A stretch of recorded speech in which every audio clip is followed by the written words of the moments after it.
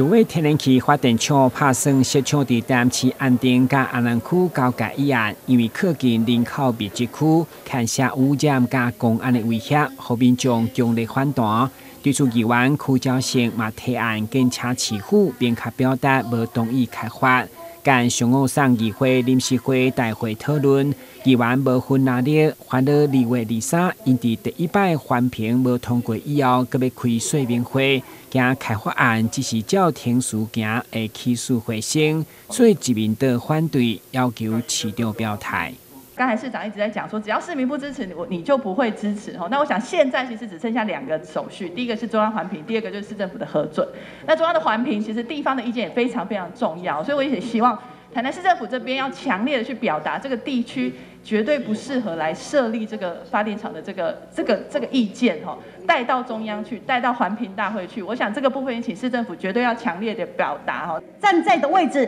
是人口密度最高的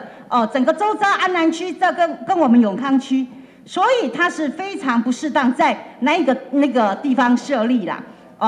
市长我要请教你，万不你有一天正经的闹公安事件发生，这个责任什么人要负责？那个太阳光电，你占了3.5 GW，占的全国比例多少？你能算数没？目前为止是20 GW 的3.5，对，意思哦。所以我才跟我们的新的经发局局长，请他到中央去，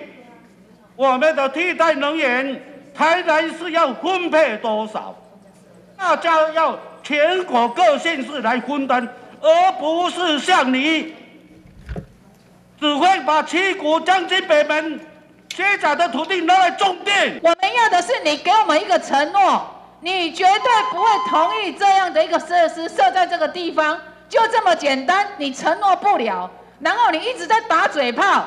没有啊，民意如果反对的话，你不会做；但是如果民意支持，你做不做？会中因为市长态度无明确承诺，互议员无放心，所以不断发言，甚至不满中央修案无先取得地方同意，造成行政甲立法单位的对立。对此，市长强调民意为重，只要议会决议反对，市府就照决议来做。我觉得一个正式的决议更重要。如果将来23号的所谓的说明会，因为大会有个正式的决议，所以我们的代表在这个说明会上的发言，我们有一个依据，就是说我们台南市议会已经正式通过了决议，所以我们不会赞成。有关9威天然气发电厂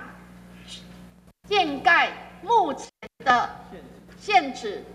台南市议会不同意开发，这样可不可以？就现在，因为它的范围也跨到永康跟新市嘛，对不对？那所以就是说，所以请2月23号。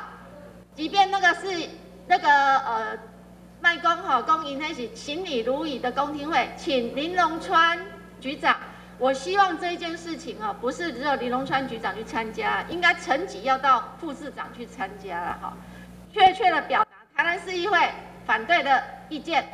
嘉义议长正式宣布决议以后，现场33位议员举手通过，强烈表达反对，作为民众的后盾。台南新闻，军职林英光采访报道。